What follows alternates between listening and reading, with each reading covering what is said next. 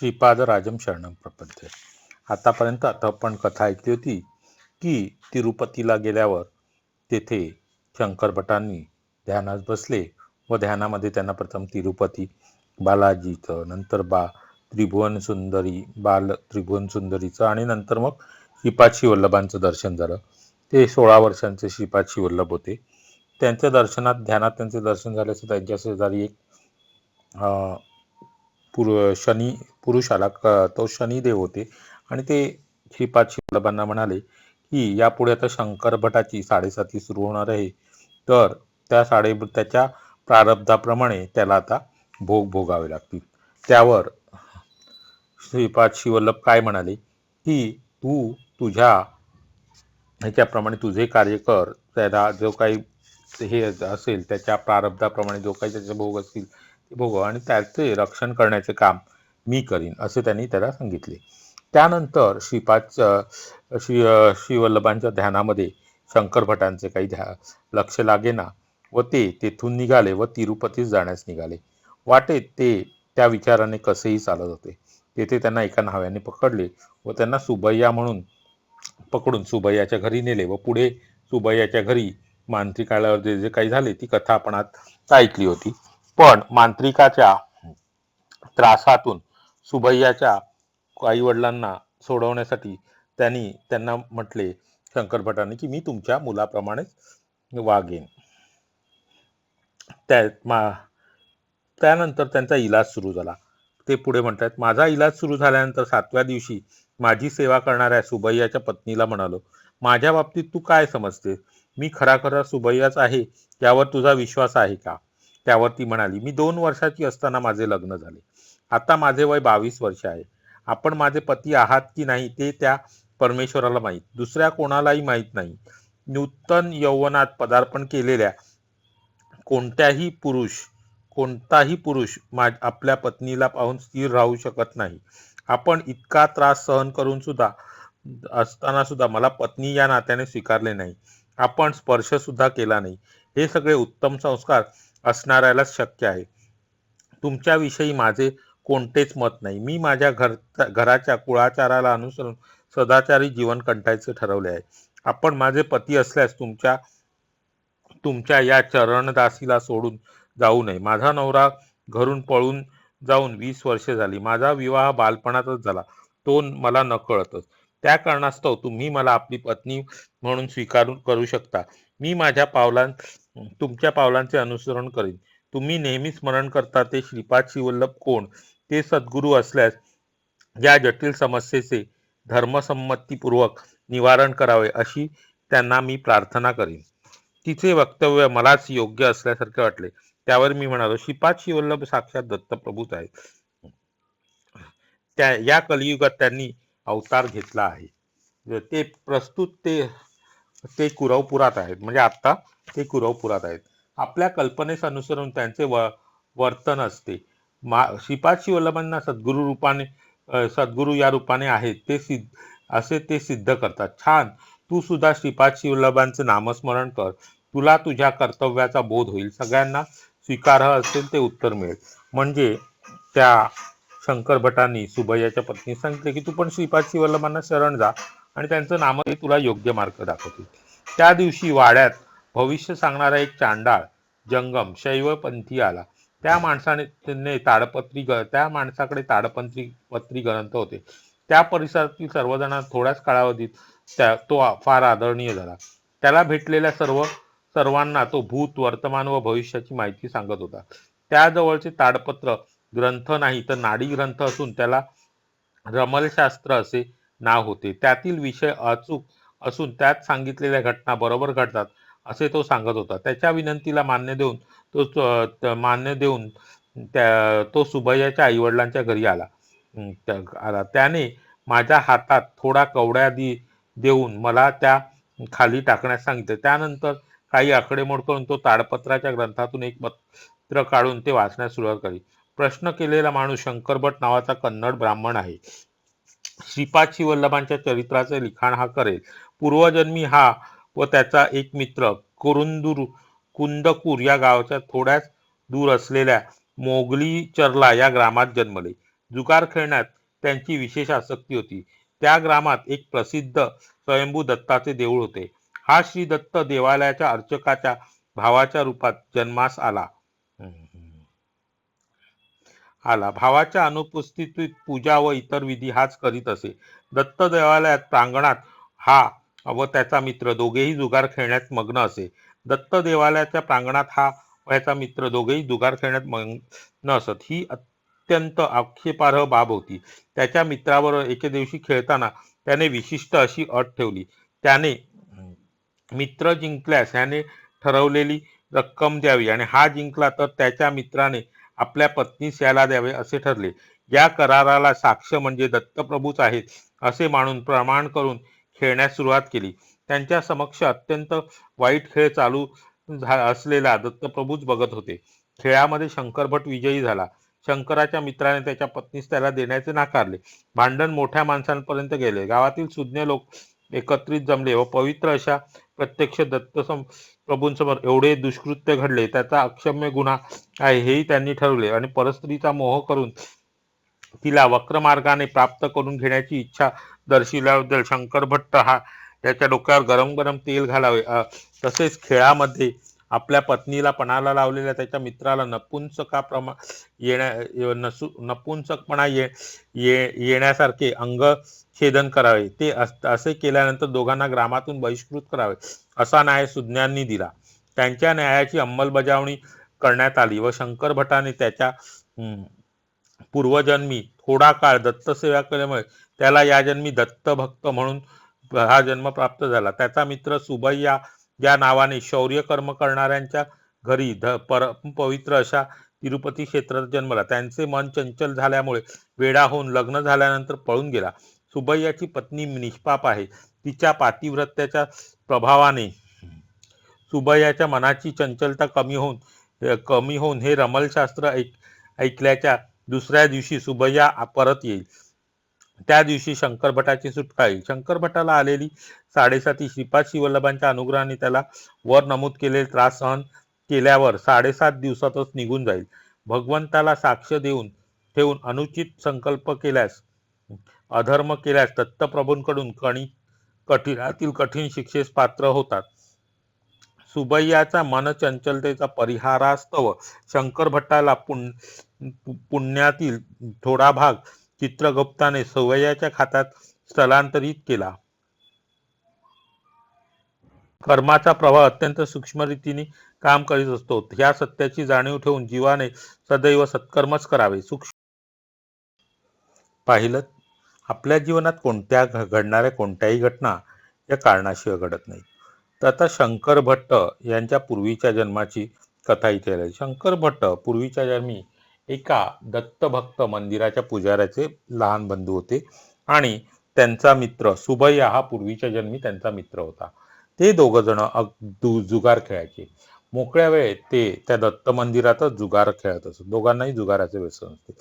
त्या जुगाराच्या व्यसनामध्ये एकदा त्यांनी अशी अट घातली की जर सुबैया म्हणजे पूर्वजन्मीचा जो सुबैया होता तो जर जिंकला तर शंकर भट म्हणजे पूर्वजन्मीचे शंकर भट जे कोण होते ते त्याला पैसे देणार आणि जर शंकर भट जिंकले तर सुबैयाने आपल्या पत्नीस त्यांना द्यावे. त्या अर्थाने त्यांनी दत्तप्रभूंच्या समोर असा हा खेळ मांडला आणि किती वाईट असं कृत्य त्या दोघांनी केले. त्यामुळे त्या दोघांना पुढच्या जन्मात अशी शिक्षा मिळालेली आहे. त्याच जन्मात जेव्हा ही घटना घडली आणि जेव्हा ते भांडण जेव्हा शंकरभट जिंकला त्यावेळेला पण मात्र त्याच्या मित्राने त्याला आपल्या पत्नीस देण्यास नकार दिला. दोघांमध्ये भांडण गेले आणि ते भांडण तेथील मोठ्या माणसांपर्यंत गेले आणि त्यांनी मग असा निर्णय केला की ही किती घृणास्पद कृत्य या दोघांनी केले. त्यामुळे परस्त्रीच्या वक्र मार्गाने प्राप्त करणाऱ्या शंकर भटांना त्यांनी गरम गरम डोक्यावर तेल घालावे अशी शिक्षा दिली आणि त्यांच्या मित्राला म्हणजे जो पूर्वजन्मी सुबैयाचा जन्म ज्यांनी घेतला होता, सुबैयाचा पूर्वजन्मी जो होता त्याला शिक्षा काय दिली तर त्याचे असे शरीराचे छेदन करावे की त्याला नपुंसकत्व येईल अशा प्रकारचं हे शिक्षा दोघांनाही दिली. तर पण हे झालं त्यांचं तेव्हाचं. पण आता शंकर भटाला जेव्हा 7.5 आली तेव्हा त्याच्या पूर्वकर्माप्रमाणे हे दोघंही नवीन जन्मात सुद्धा एक भेटले आणि तिथे त्याला सुबैया हा शंकर भट हा थोडेस दत्तपूजा वगैरे केली त्या दत्तप्रभूंच्या देवळातच असल्यामुळे त्यांनी थोडीशी दत्तपूजा केलेली होती आणि त्याचे फळ म्हणून त्यांना पुढच्या जन्मी सुद्धा दत्तभक्तीचा आशीर्वाद मिळाला आणि सुबैयाला तिरुपती क्षेत्रामध्ये सुबैयाचा न्हावी म्हणून जन्म झाला, अशी कथा आहे. आणि तेव्हा हे सगळं भविष्य त्या रमलशास्त्र जाणणाऱ्या एका ताडपत्री ग्रंथ घेऊन आलेल्या त्या बाबांनी, चांडाळ बाबांनी ते सांगितलं होतं. आणि त्यांच्या म्हणण्याप्रमाणे नंतर दुसऱ्या दिवशी खरंच सुबैया आपल्या घरी आला आणि त्यांनी शंकर भटाची सुटका होईल असेही त्यांनी सांगितले होते. सुबैयाला आणि खरंच सुबैया स्वगृहात परतला. त्याच्या मनाचे चंचलत्व जे होते किंवा त्याच्या मनावर जो परिणाम झाला होता तो गेला आणि सुबैयाच्या माता पितांनी ती परवानगी घेऊन शंकर भट चित्तूर प्रांतातील काणिपाक ग्रामास पोहोचले. काणिपाक हे ग्राम चित्तूरहून थोड्याच अंतरावर आहे. या गावात वरदराज स्वामींचे देऊळ आहे. मणिकंठेश्वर स्वामींचे देऊळ आहे आणि श्री वरद सिद्धिविनायकाचे देऊळ आहे. मी वरद सिद्धिविनायकाचे ते दर्शन घेऊन तेथून बाहेर आलो. तेथे एक उंच कुत्रे उभे होते. मला भीती वाटून मी वरद सिद्धिविनायकाच्या देवळात परत गेलो. थोड्या वेळाने देवाचे ध्यान करून बाहेर आलो तर कुत्र्याबरोबर अजून एक तेवढ्याच उंचीचा कुत्रा होता. आज ह्या कुत्र्यांकडून चावले जाणे निश्चित आहे अशी मला भीती वाटू लागली. परत वरद सिद्धिविनायकाच्या मंदिरात प्रवेशलो. मंदिरातील पुजाऱ्याने माझे वर्तन विचित्र वाटले. बाबा, तू घटकेला बाहेर जाऊन परत मंदिरात येतोस, त्याचं कारण काय, असे त्याने विचारले. मी माझ्या भीतीविषयी सांगितले. त्यावर पुजारी म्हणाला, ते निष्कारण कोणाला काही इजा करत नाही. हे एका धोब्याचे पाळीव कुत्रे आहेत. तो धोबी दत्तभक्त आहे. श्रीपाद शिवल्लभ यांच्या नावाने श्री दत्तांनी या भूमीवर अवतार घेतला आहे असे तो सांगत असतो. धोब्याला देवालयात प्रवेश निषिद्ध नाही, तरी सुद्धा तो देवळामध्ये येत नाही, परंतु या कुत्र्यांना पाठवतो. हे स्वामींच्या प्रसादाचे गाठोडे बांधून मी त्या कुत्र्याला देतो. ते गाठोडे घेऊन ते मालकाला नेऊन देतात. हे दोनच कुत्रे पाहिले असे सांगितले. एकूण 4 कुत्रे एकत्र आल्यावरच मी प्रसाद देतो. इतर 2 कुत्रे आले का ते पाहू. आम्ही बाहेर गेल्यावर तिथे 4 कुत्रे आले होते. 4ही कुत्रे माझ्या चारी बाजूंनी आले आणि त्यांनी मला घेरले. पुजारी म्हणाला, कुत्र्यांच्या मर्जीप्रमाणे तू त्या धोब्याकडे जा, तुला शुभकारक होईल. माझ्या जीवनातील प्रत्येक घटना श्रीपाद शिवल्लभांच्या निर्देशानेच घडत असते असे मला जाणवले. सुबैयाच्या घरात घडलेल्या घटनेवरून कुळ धर्म भेद करू नये असे मला वाटले. एक चांडाळ ब्राह्मण कुळात जन्म घेऊ शकतो आणि एका जन्मातील ब्राह्मण दुसऱ्या जन्मात चांडाळ या रूपाने घेऊ शकतो. मानव आपण केलेल्या पापपुण्याचे गाठोडे जन्मजन्मांतराच्या कर्मप्रवाहात वाहत जात असतो. तर आता पुढची घटना अशी आहे की शंकर भट चित्तूरवरून कणिपाक हे ग्रामास पोचले. तेथे एक वरदराज स्वामींचे मंदिर होते, मणिकंठेश्वर स्वामींचे देऊळ होते आणि वरद सिद्धिविनायकांचे मंदिर होते. तर त्या वरद सिद्धिविनायकाच्या मंदिरात शंकर भट गेले. तिथे पूजा अर्चा नमस्कार करून जेव्हा बाहेर आले तेव्हा त्यांना एक मोठा कुत्रा दिसला.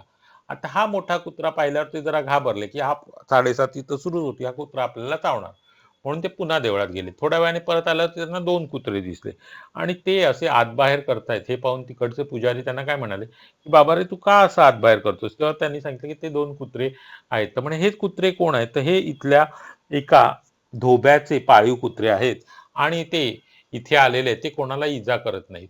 आता तू 2 कुत्रे पाहिलेस, पण खरे तर 4 कुत्रे आल्यानंतर मी त्यांना प्रसादाचे गाठोडे देणार. धोबी हा मिळाला तर तो धोबी हा तसाचा दत्तभक्त आहे आणि धोब्यांना देवालयात प्रवेश निषिद्ध नाही, तरी सुद्धा तो देवळाकडे येत नाही. तो त्याच्या कुत्र्यांना पाठवतो. मी स्वामींच्या प्रसादाचे गाठोडे त्यांना बांधून देतो असे त्यांनी सांगितले. आणि जेव्हा ते 4 कुत्रे आले तेव्हा त्यांनी ते गाठोडे त्यांना बांधून दिले आणि ते 4ही कुत्रे त्या शंकर भटाच्या 4ही बाजूला आले. तेव्हा ते पुजारी त्यांना म्हटले, कुत्र्यांच्या मर्जीप्रमाणे तू त्या धोब्यांकडे जा, तुला शुभकारकच होईल. अशा नंतर मग शंकर भटांना जाणीव झाली की माझ्या आयुष्यात घडणारी प्रत्येक घटना ही श्रीपाद श्रीवल्लभाच्या निर्देशानेच होत आहे. सुबैयाच्या घरात घडलेल्या घटनेनंतर त्यांनी कुळ, धर्म, भेद हा करू नये हे त्यांना जाणवलेच होते. त्यांचं असं म्हणणं आहे की एखाद्या जन्मात चांडाळ असेल तर त्याचं पुन्हा सत्कर्मामुळे ब्राह्मण कुळात जन्म होऊ शकतो, किंवा एखाद्या जन्मात जर कोणी ब्राह्मण असेल तर त्याचा कर्मामुळे कर्मप्रभावाने परत चांडाळ कुळातही जन्म होऊ शकतो. मानव आपल्या केलेल्या पुण्य फळाचे गाठोडे जन्मांतराच्या कर्मप्रवाहात वाहत जात असतो. म्हणजे आपण जन्मांतरीचं जे कर्म आपण करत असतो त्याच्यामध्ये आपण वाहत असतो. आपला पुढचा जन्म कसा येईल. आणि आता आपण अनेक कथा पाहिल्या. आता सर्वात विशेष म्हणजे बरेच जण म्हणतात की काय आहे ह्या जन्मात, पुढचा जन्म कोणी पाहिलाय, काय केलंय का, त्याचं कोणाला माहिती की मृत्यूनंतर काय होतंय, कुठे काय होतंय. तर आपल्याला जर वाटत असेल तर ह्या सगळ्या घटना, ह्याच्यामध्ये आलेल्या सगळ्या घटनांमध्ये एक प्रकर्षण हे जाणवतं की आपल्याला जे काही भोगत असतो ते आपल्याला पुढच्या जन्मात, म्हणजे आपले जे काही कर्मभोग आहेत ते आपल्याला ह्या नाही तर पुढच्या जन्मात कधी ना कधी भोगावे लागतात आणि त्याचा परिणाम हा होत असतो. म्हणून या कर्मभोगातनं जर बाहेर पडायचं असेल तर आपण नेहमी सत्कर्म केलं पाहिजे. जसं सुबैया आणि शंकर भट यांचा काहीच संबंध या जन्मात तरी दिसत नव्हता, पण त्याचा संबंध कुठे होता, त्यांच्या पूर्वजन्मामध्ये त्यांचा संबंध होता. आणि पूर्वजन्मामध्ये ते मित्र होते आणि त्यांनी एक विचित्र अशी जुगारामध्ये एक विचित्र अशी अट ठेवली होती आणि त्या अटीमुळे त्या दोघांनाही नंतर शिक्षा पण झाली होती.